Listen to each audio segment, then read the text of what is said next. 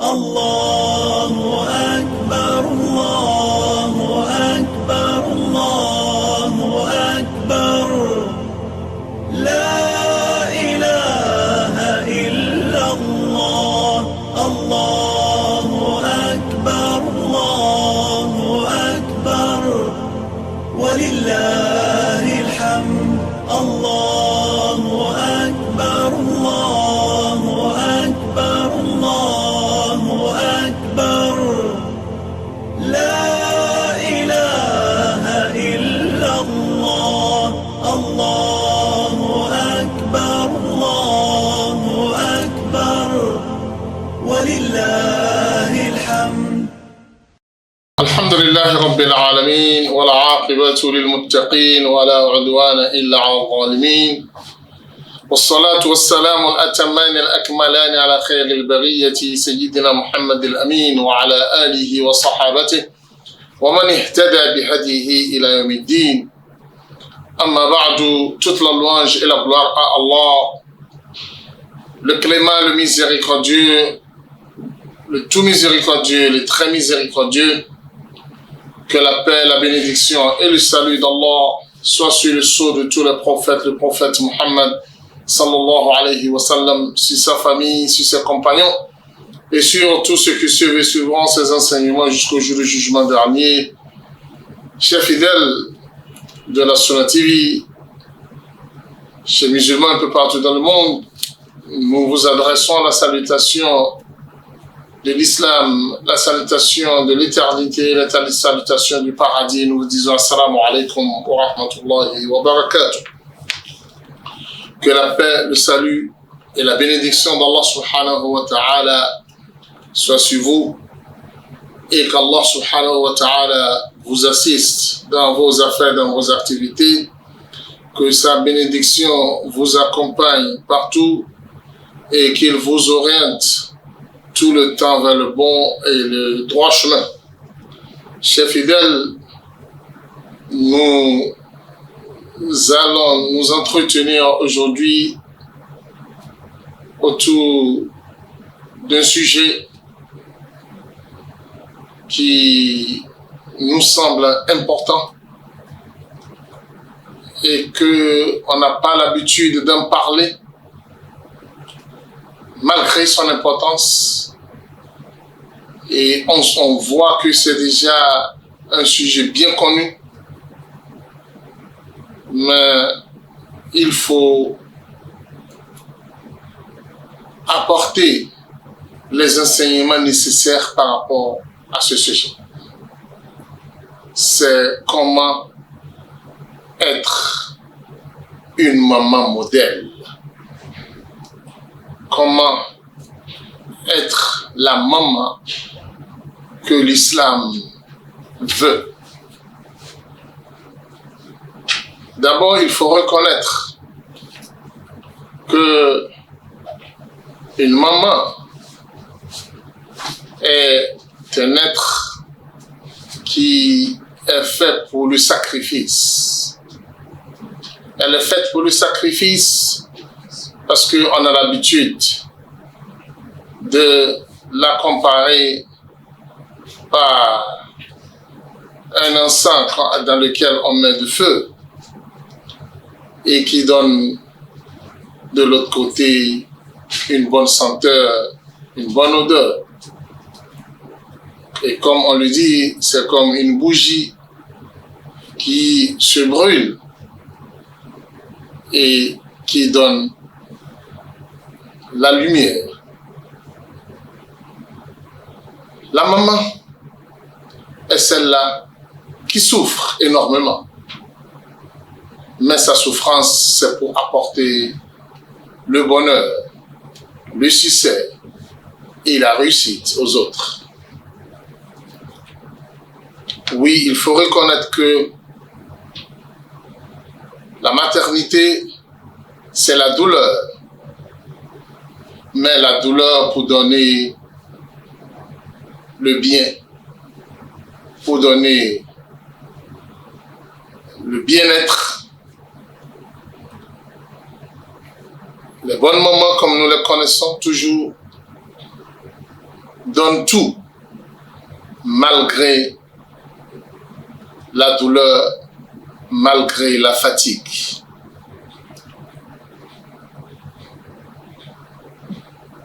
La maman est celle-là que malgré que son enfant est ingrat, ne la respecte pas, elle a toujours l'amour de cet enfant.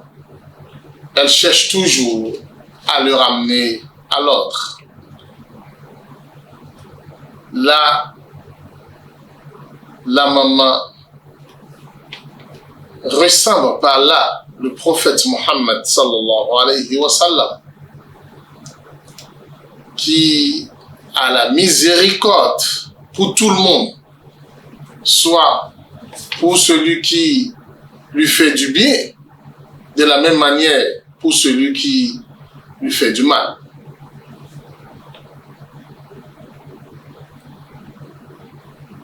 Il faut d'abord signaler que la maternité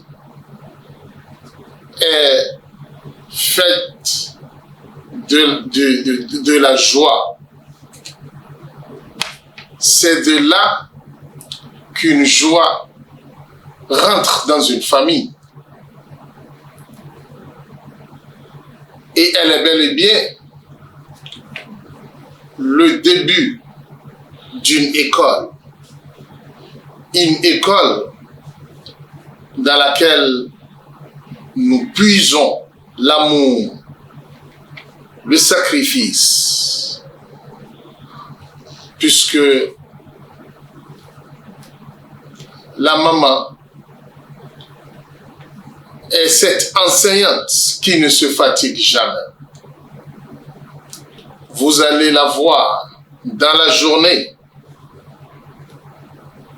en train de donner à manger à celui-ci, d'allaiter l'autre, de donner à boire à l'autre, de régler les petits conflits entre ce groupe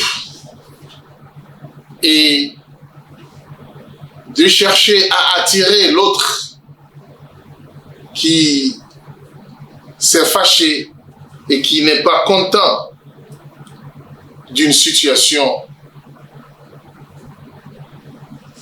Mais malgré tout cela, tu la vois en train de se soumettre à son Seigneur, en train de faire l'adoration, en train de célébrer la gloire d'Allah subhanahu wa ta'ala.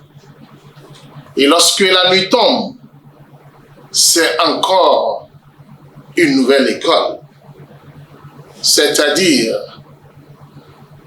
vérifier ces enfants-là, celui qui a mal posé sa tête, le redresser sa tête, celui qui s'est déjà éloigné des coussins, le ramener vers le coussin, celui dont le pain qui le couvre s'est déjà éloigné de lui ramener son pain. Celui-là qui a soif ou bien qui n'avait pas bien mangé, qui se plaint de la faim, lui trouver encore quelque chose, ce qui veut dire que elle est encore pendant la nuit en éveil lorsque tout le monde dort. Le prophète Mohammed sallallahu alayhi wa sallam nous a qualifié les femmes de Quraysh, où le prophète dit les meilleures femmes, les meilleures mamans qui sont une fois montées sur les chameaux, ce sont les mamans de Quraysh. Le prophète Mohammed sallallahu alayhi wa sallam nous cite leurs qualités, les caractéristiques de ces mamans de Quraysh, ce qui les a amenés à être les meilleurs des mamans, le prophète dit, c'est qu'elle a de l'affection pour leurs enfants. Elles aiment leurs enfants. Elles traitent leurs enfants de la meilleure manière. Elles leur apportent la meilleure éducation et elles veillent au grain de tout dans leur vie. Au même moment, ces mamans de la tribu de Quraysh ne négligent rien du côté de leurs époux. Le prophète Mohammed sallallahu alayhi wa sallam dit, l'argent de leur époux est toujours préservé et traité de façon et géré de la plus belle manière, de façon à ce que ça reste utile pour la famille. Alors, nous pouvons déjà tirer de cette leçon que le prophète Mohammed sallallahu alayhi wa sallam nous a enseigné des mamans modèles qui sont les mamans de la tribu de Quraysh. Puisque le prophète Mohammed sallallahu alayhi wa sallam nous a cité deux caractéristiques de ces mamans.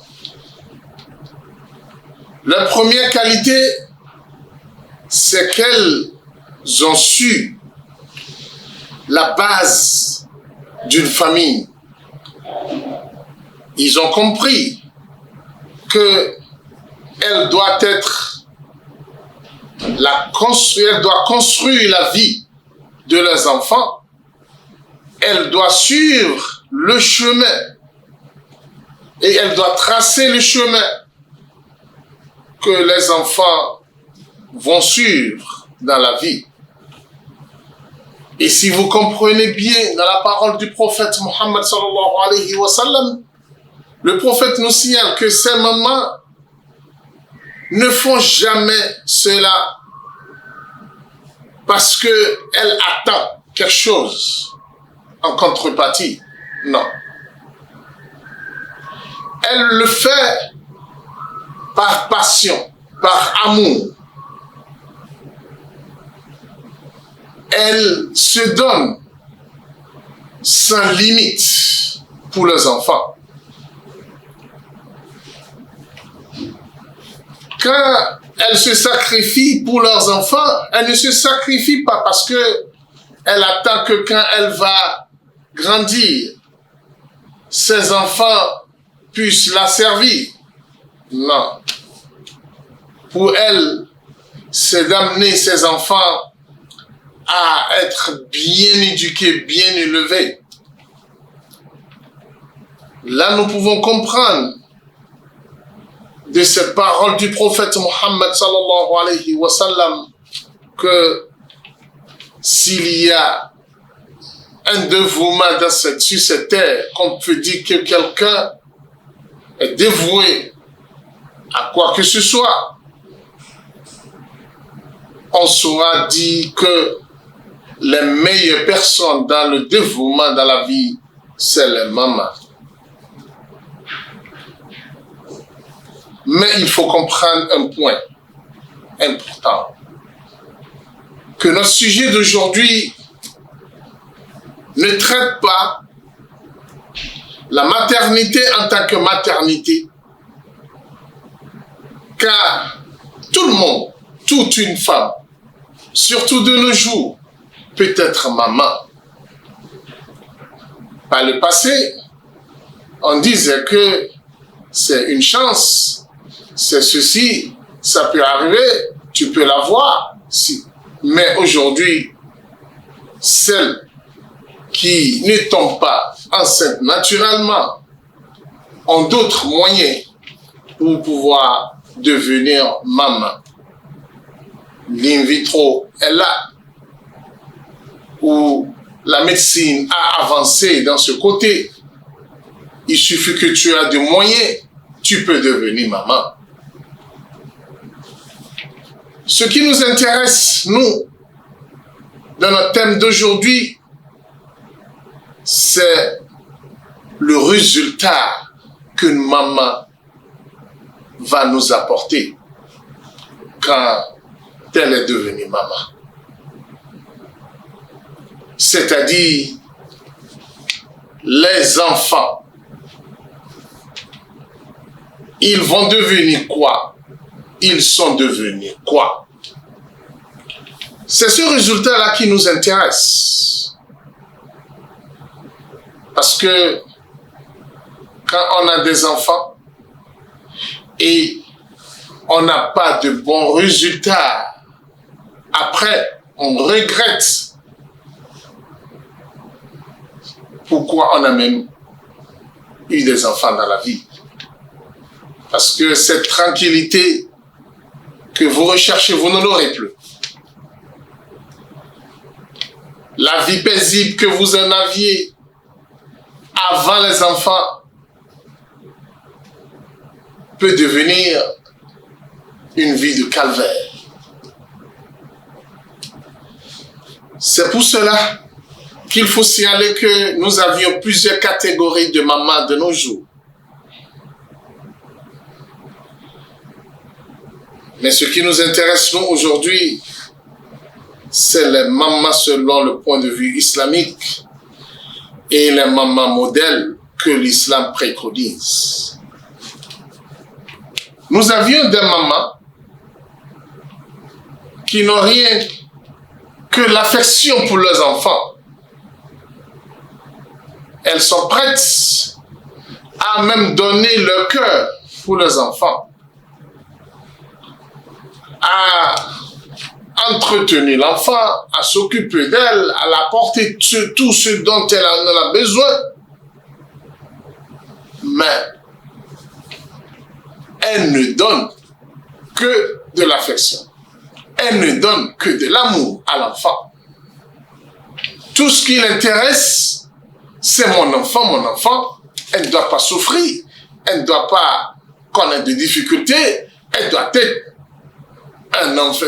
Mes enfants doivent être de mes enfants. Et personne ne doit parler à eux. Personne ne doit les toucher. Personne, même quand elle met ses enfants à l'école, si l'enseignant qui l'enseigne hausse le ton sur son enfant, elle est prête à venir se bagarrer avec cet enseignant, même à le poursuivre.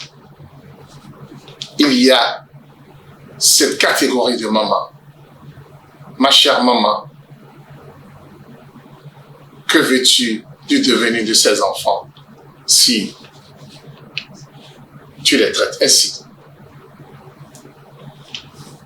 D'autres catégories, c'est des mamans qui ont pour souci le savoir, la science, la sagesse de leurs enfants. Il faut que mon enfant soit brillant. Il faut que mon enfant soit un intellectuel de haute classe. C'est ça. C'est la science. C'est ça qui préoccupe la maman. Elle est prête à donner sa vie pour que ses enfants soient excellents. Le reste de la vie ne la préoccupe pas. C'est l'école, c'est les cours, c'est les livres, c'est tout. Cette catégorie aussi, c'est bon, mais l'objectif sera loin à atteindre. L'objectif de la vie, le rôle de ces enfants par la suite dans la vie ne sera pas du tout reluisant.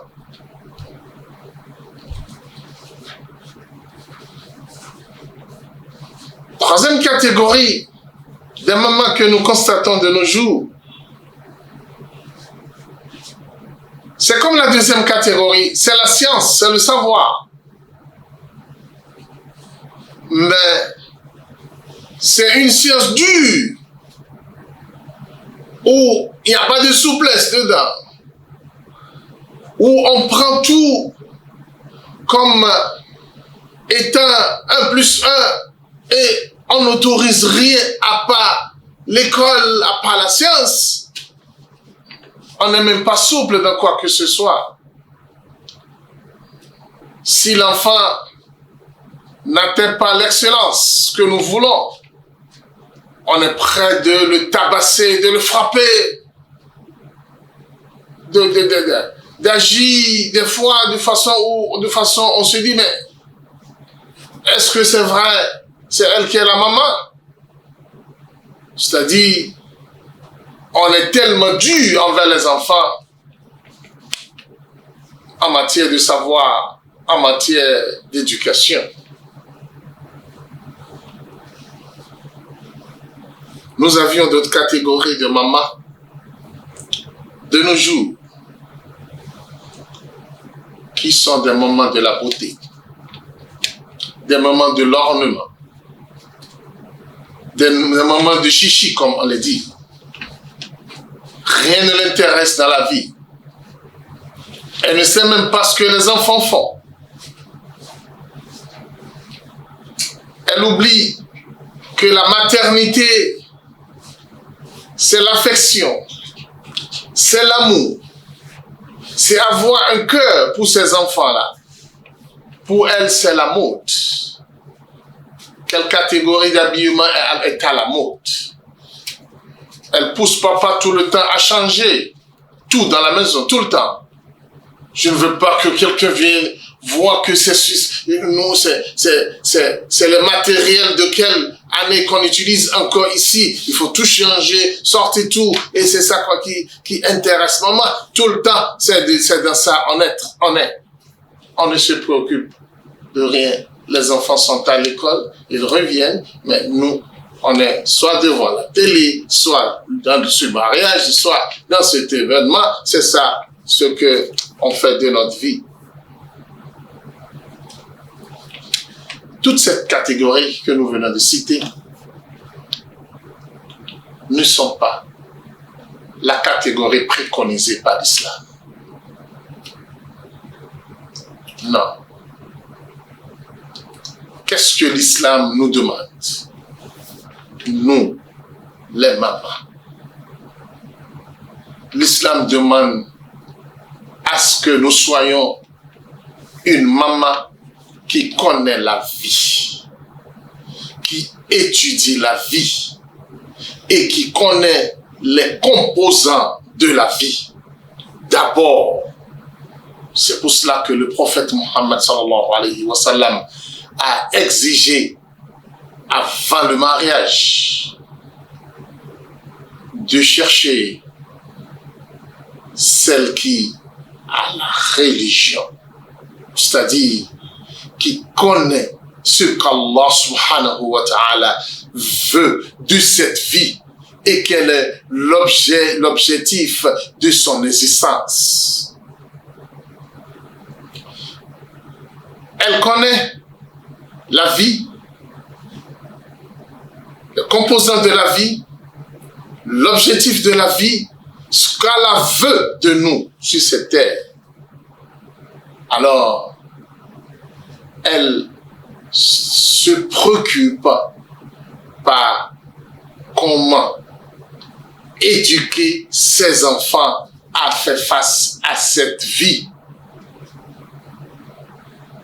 en les dotant de ce dont ils ont besoin pour pouvoir faire face à la vie et passer une vie meilleure. Alors, quand nous parlons de cela, c'est-à-dire, nous voulons une maman qui s'occupe du côté religieux de ses enfants, du côté scientifique, éducation, civilisation, culture de ses enfants. Et troisième chose, des actes, de comportements et des faits de ces enfants. Chers téléspectateurs, nous poursuivons, Inch'Allah, l'émission après une toute petite pause que nous demandons à Allah subhanahu wa ta'ala de nous accompagner tout au long de notre vie. Assalamu alaikum warahmatullahi wabarakatuh. Ìkànnì tẹ́ ń wò yìí náà ní ìkànnì Sunna TV. Níbi tí àwọn onímọ̀ ti ń tẹ ìmọ́lẹ̀ sórí ẹ̀sìn Islam látòrí Sunna TV. Ìmọ́lẹ̀ nínú Sunna Nabi Muhammad sallallahu alayhi wa sallam. Ní gbogbo ìgbà ní kẹ́ ẹ máa wò wá tí ẹ sì máa rí ẹ̀kọ́ ẹ̀sìn kọ́ lórí ìkànnì yìí náà ni o. Òun ló múlẹ̀ rẹ̀kẹ̀tẹ̀ yàtọ̀ yìí. Gbogbo mùsùlùmí lọ́kùnrin àti lóbìnrin ẹ jẹ́ ká máa wo Sunna TV. Ẹ jẹ́ àwọn ọmọ wa náà máa wo Sunna TV kí wọ́n lè bá ní ìmọ̀ tó péye nípa Sunna. Ìkànnì tó ń tàn mọ́lẹ̀ sínú ẹ̀sìn ni Sunna TV Yorùbá. Ẹ máa wò wá ní gbogbo ìgbà kẹ́sì máa kọ́ ẹ̀kọ́ tó péye nípa Sunna. Alhamdulillah, wassalatu wassalam ala rasulillah. Comme je le disais tantôt, l'islam veut d'une maman des comportements, des attitudes pouvant amener son enfant à être un enfant excellent, un enfant stable, un enfant souple et un enfant de caractère exceptionnel dans la vie. C'est cette maman que l'islam veut. C'est de cette maman que l'islam parle. Et nous avions l'habitude d'entendre que les hommes sont le fait des femmes, sont fabriqués par les femmes. C'est-à-dire, si tu veux avoir un grand homme, un homme de grand caractère, un homme responsable, il te faut une femme responsable, une femme de grand caractère pour pouvoir t'apporter cet homme-là. C'est pour cela que nous exhortons la communauté à s'occuper de l'éducation, surtout de l'éducation religieuse, bien sûr aussi scientifique, des femmes.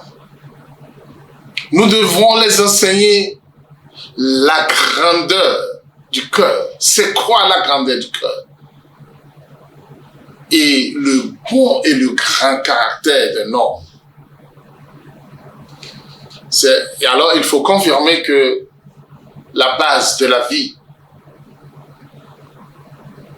c'est la femme. C'est elle qui est aussi la gardienne de l'interne, de l'intérieur, de la famille et de la société. C'est pour cela qu'il faut rappeler que si il nous était donné dans notre société de bien éduquer nos femmes, de bien éduquer nos filles, wallahi, la société n'allait jamais être ce qu'elle est devenue aujourd'hui. C'est parce que la majorité des parents sont préoccupés de l'éducation des garçons. Et ils délaissent complètement les filles. Les filles sont laissées au sort des mamans qui ne sont pas elles-mêmes formées pour éduquer. Ce qui fait qu'on n'a rien que de mauvais résultats. Et voilà, la société est devenue ce qu'elle est devenue aujourd'hui. Car une maman bien éduquée, qui a de bonnes choses a donné à son enfant, vous allez la voir tout le temps derrière son enfant et ses enfants. Elle les exhorte, elle les amène à travailler. Quand son enfant ou ses enfants commet une erreur, elle sera la première à la ramener à l'ordre. Elle a dit que tu es en erreur, ne répète plus cela. Si l'enfant fait bien, elle sera la première à l'encourager. Elle ne se fatigue jamais, quelle que soit la situation. Pour lui, pour elle plutôt, c'est la tranquillité de son enfant dans l'avenir. C'est cela son souci. Et c'est pour cela qu'elle travaille tout le temps. Alors il faut savoir que les responsabilités des mamans sont énormes. La responsabilité des mamans, les responsabilités des mamans sont énormes. Il faut qu'on en parle et qu'on les amène à ressentir cette responsabilité. C'est tellement lourd. Elle dépasse largement les responsabilités des hommes. Raison pour laquelle le prophète Mohammed sallallahu alayhi wa sallam a exhorté les hommes, a plutôt obligé les hommes à assister les mamans dans leurs responsabilités. Et c'est ce que le prophète Mohammed sallallahu alayhi wa sallam fait d'ailleurs. Chers téléspectateurs, puisque la maman est à la fois l'épouse qui doit donner à papa ce dont il a besoin, c'est elle qui est responsable. Elle est à la fois la chef-telle de la maison, puisque c'est elle qui est dans la majorité du temps présente dans la maison.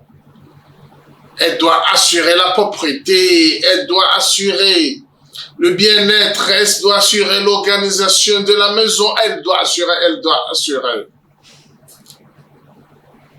Bien qu'elle est responsable tout le temps du bonheur de son mari, elle est responsable aussi de l'éducation et de la bonne éducation, je veux dire, de ses enfants. Ce n'est pas uniquement cela. La santé de ses enfants incombe à la maman au premier lieu, avant que papa ne vienne pour assurer les dépenses ou quoi, puisque lui, il n'est pas tout le temps présent. Maman est présente, c'est elle qui a le suivi de ses enfants pour savoir qui est malade, quelle est la santé de celui-ci, qu'est-ce qu'elle a besoin, qu'est-ce que celui-là a besoin, qu'est-ce que l'autre a besoin. Et au même moment, elle est là pour suivre le comportement de chaque enfant. Le comportement de chaque enfant et non le comportement des enfants. Elle doit savoir le sentiment de chacun pour pouvoir savoir quel genre d'éducation elle a à apporter à chaque enfant. Cet enfant réussit, l'autre est en train d'échouer.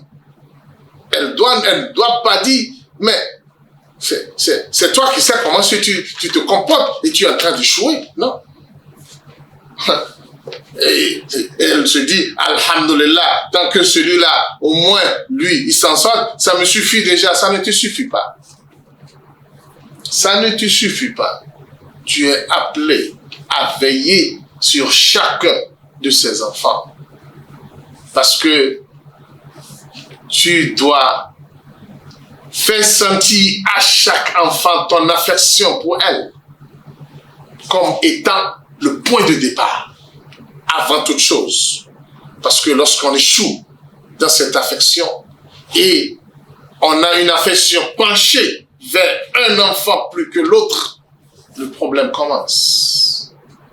Ça risque de t'amener à perdre par la suite tous les enfants. Parce que quand certains vont devenir ton ennemi, Allah t'a mis en garde en nous disant que inna min awladikum wa azwajikum aduwwan lakum fahdaruhum. Si vous ne faites pas attention, vous aurez, Allah le dit, vous aurez parmi vos enfants, ceux qui seront vos ennemis. Ils pourront aussi traîner vos épouses à être aussi vos ennemis. Alors nous devons faire beaucoup attention, nous les mamans, à ce niveau. Chers téléspectateurs, je me pose cette question. Quel genre de, une fois encore, pour que nous puissions avoir une belle vision de ce que l'islam nous demande. Chers téléspectateurs, quel genre de maman l'islam veut? Qu'est-ce que l'islam veut d'une maman? Deux questions. Quel genre de maman l'islam veut? Qu'est-ce que l'islam veut d'une maman?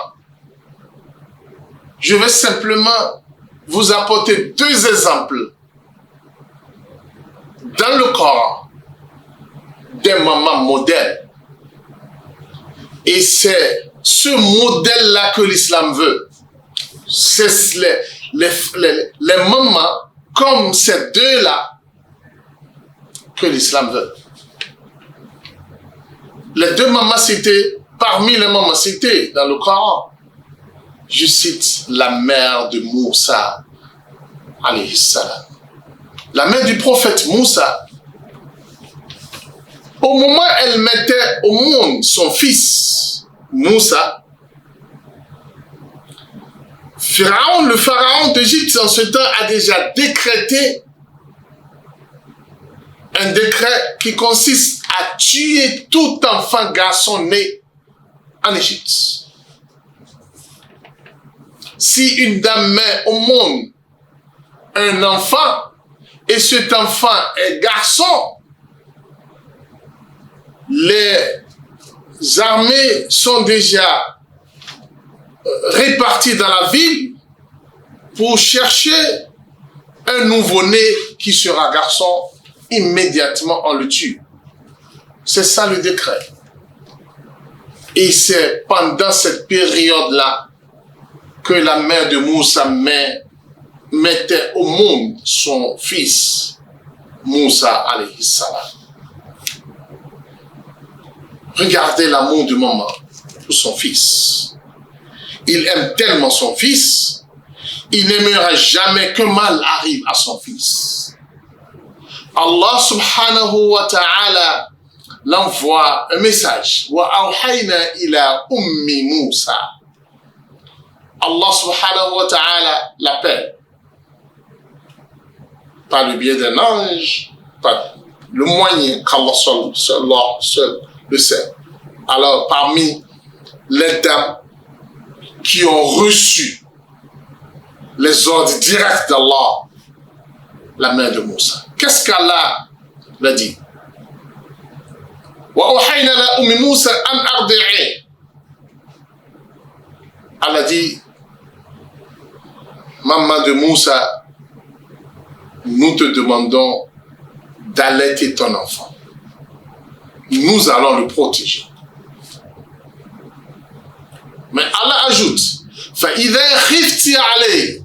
Si tu as peur que les ennemis ne te fatiguent pas, ne te créent pas de soucis, l'ordre divin est ceci. Tu vas fabriquer une boîte, une caisse, excusez-moi. Tu vas fabriquer une caisse, tu vas mettre l'enfant dans la caisse et tu vas la jeter dans la mer. Et tu nous laisses le reste. Une maman qui fabrique une caisse, qui va mettre son enfant dedans, je pense que ce sera difficile. Elle va dire, mais c'est quoi ça? Comment? On veut tuer mon enfant? On veut faire quoi? Mais ici, Allah donne l'ordre. La maman de Moussa a la foi en Allah subhanahu wa ta'ala. Allah, c'est à lui je me confie. S'il me dit de faire quelque chose, je le fais. Et j'attends le résultat de lui. Je n'ai pas peur de l'avenir. Je n'ai pas peur de ce que l'enfant va devenir, puisque c'est Allah qui m'a obligé de faire ceci. Voilà la compréhension de la mère de Moussa et la foi qu'elle a en Allah subhanahu wa ta'ala.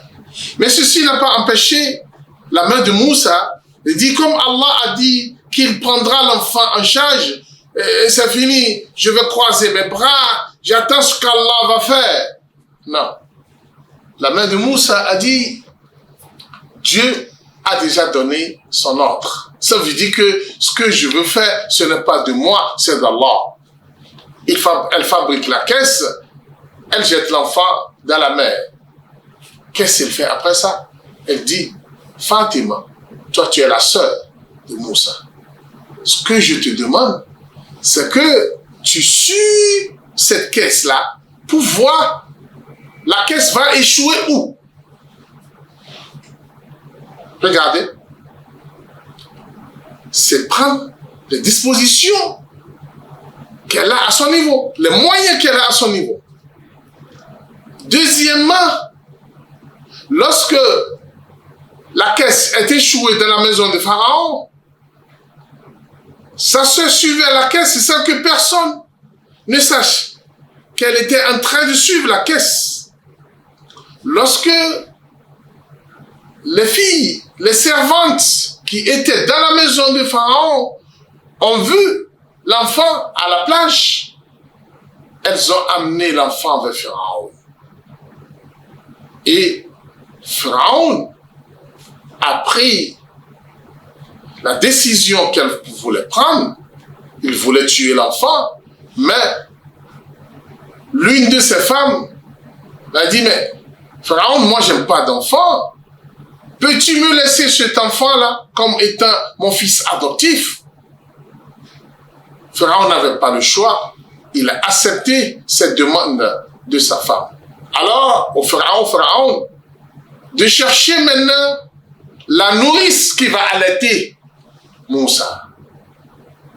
À la recherche de la nourrice, Pharaon a annoncé dans toute la ville, les femmes qui ont de lait, qui n'ont qu'à venir, peut-être on va trouver parmi elles celle qui va allaiter cet enfant. La mère de Moussa n'a pas hésité à répondre à cet appel. Et Allah a dit, j'ai interdit à Moussa de prendre le lait d'une autre femme. Sinon, c'était naturel à un enfant, quand une dame le prend, de téter immédiatement. Mais Moussa, Allah dit, nous avions interdit à Moussa de téter de laisser d'une autre dame jusqu'à ce que sa maman est arrivée. Allah dit, asbaha fuadu ummi Moussa farigan wa in kanat la tubdi bihi lawla arabatna ala qalbiha litakuna min al-mu'minin. Le cœur de la maman de Moussa était vide. Elle n'arrivait plus à supporter, à se tenir. Elle a dit, si ce n'est pas que c'est nous-mêmes qui avions tenu son cœur, qui avions tenu le cœur de la mère de Moussa, elle ne pourra pas s'en sortir. C'est la maman, ça. c'est une maman qui est soucieuse de son enfant. Cette fois-ci, elle a dit, et nous lui avions ramené son enfant cette fois-ci. Et regardez bien, Moussa, la mère de Moussa a accepté allaiter son fils pour le compte de Pharaon et non pour elle-même. On la payait pour l'allaitement qu'elle faisait pour son enfant. Ça lui a permis de donner les éducations nécessaires à son enfant. Qu'elle voulait éduquer son enfant, elle l'a fait. Ce qui l'a amené à obtenir par la suite le grand messager d'Allah subhanahu wa ta'ala qui est Moussa alayhi salam. Deuxième exemple, c'est la femme d'Imran. La femme d'Imran qui a mis au monde une fille. Le premier exemple était un homme. Le deuxième exemple, c'était l'éducation d'un homme. Deuxième exemple, c'est l'éducation d'une fille. Ici, Imran est mort en laissant son épouse enceinte. Et cette maman, après la mort de son époux, et il constate que, mais qu'est-ce qui va se passer? Regardez la première décision de cette dame. Elle dit à Allah subhanahu wa ta'ala, ô Seigneur Allah, l'enfant qui est dans mon ventre, je le dédie à ta mosquée, je le dédie à ton lieu, à ta maison sainte. Je veux que cet enfant soit un homme de la religion qui s'occupe de la religion d'Allah subhanahu wa ta'ala. Alors pour la maman en ce instant, elle souhaitait que l'enfant soit un garçon parce que c'est le garçon qui a la possibilité de s'occuper d'une mosquée, d'une maison d'Allah. Pour elle, dédier l'enfant à Allah confirme déjà pour que Allah subhanahu wa ta'ala va faire de lui un enfant garçon. Mais à l'accouchement, elle constate que c'est une fille. Elle constate que c'est une fille. Elle dit à Allah, je veux le dédier pour la mosquée, pour la maison d'Allah, et tu me donnes une fille. La réponse d'Allah, c'était quoi?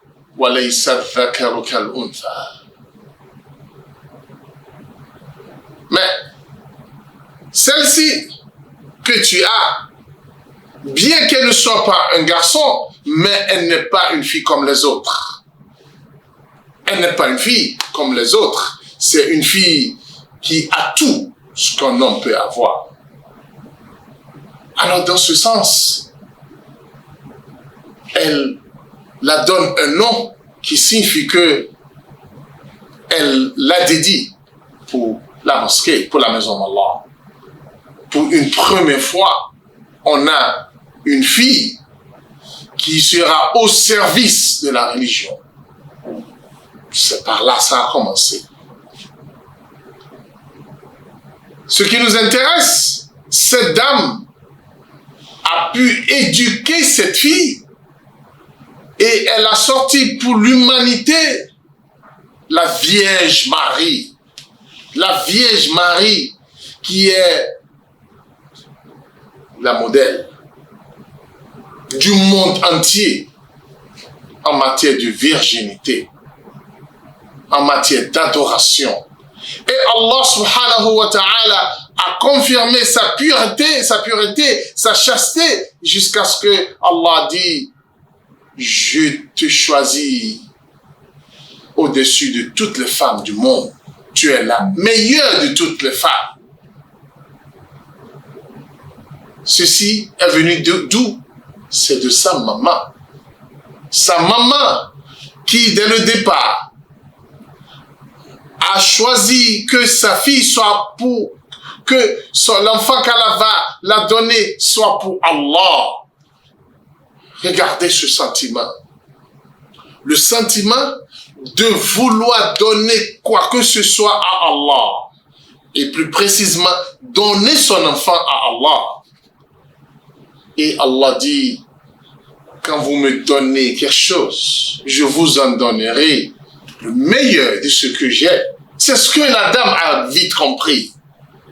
De nos jours, nous savons qu'est-ce que nous faisons. Quand on a un enfant, quel est le sentiment de la mère?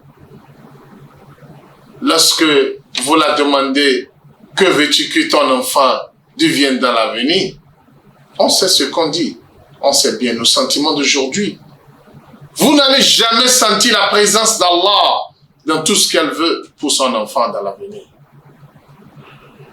Quel résultat nous aurons par la suite alors? Qu'Allah nous pardonne.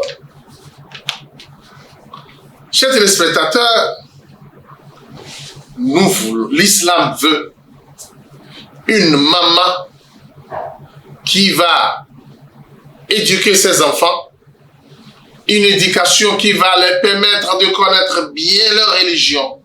Ça, c'est au premier abord. Une éducation qui va leur permettre d'aimer Allah, d'aimer le messager d'Allah, d'aimer le Coran, de chercher à mémoriser le Coran. Par conviction et non pas contrainte. Parce que ça, c'est beaucoup de nos jours. Où les parents forcent les enfants à aller à l'école coranique, malgré que cet enfant n'a aucune conviction par rapport à cela, puisque elle ne l'a pas éduqué à ça dès le départ. Nous voulons une maman qui va inculquer l'amour, le pitié à ses enfants.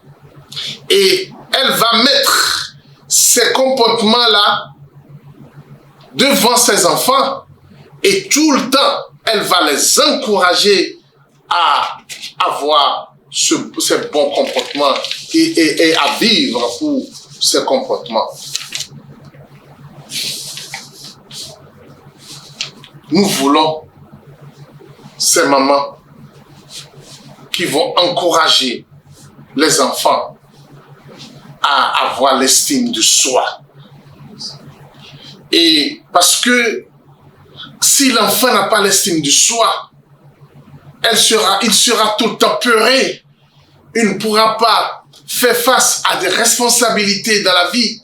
Il faut que la maman donne confiance à ses enfants, leur inculque cette confiance-là de soi et avoir confiance aux autres et aussi savoir comment choisir des amis pour qu'ils puissent avoir des amis responsables.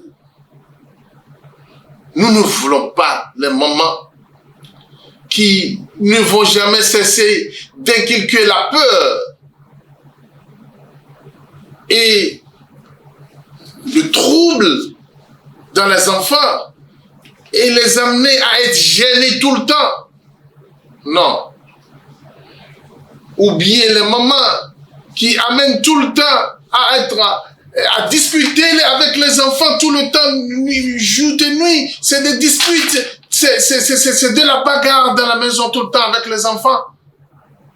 Mon frère, c'est à ça que tu as éduqué tes enfants, ils vont grandir dans cela et ce ne sera pas du tout bon dans l'avenir. Nous voulons ces mamans qui vont inculquer la pudeur, mais pas la pudeur dans la faiblesse, pas la pudeur avec humiliation. Non, nous voulons une pudeur responsable, qui connaît ce qu'il veut et qui connaît quand est-ce qu'il faut agir, quand est-ce qu'il ne faut pas agir. Les mamans, surtout nous les mamans qui sommes dans les activités nous qui travaillons, mettons nos enfants dans nos agendas. Ne livrons pas nos enfants, l'éducation de nos enfants à ses domestiques, à ses servantes, pour préserver ses enfants, pour avoir du bon résultat dans l'avenir. Qu'Allah subhanahu wa ta'ala nous, comme le décès bien fait, qu'il nous aide à mieux éduquer nos enfants, qu'il fasse de ces enfants des enfants respectueux, des grands hommes dans l'avenir. سبحانك اللهم وبحمدك نشهد لا إله إلا أنت نستغفرك ونتوب. الله أكبر الله أكبر الله أكبر لا إله إلا الله الله أكبر الله أكبر ولله الحمد الله أكبر الله أكبر الله أكبر لا إله إلا الله الله أكبر الله أكبر ولله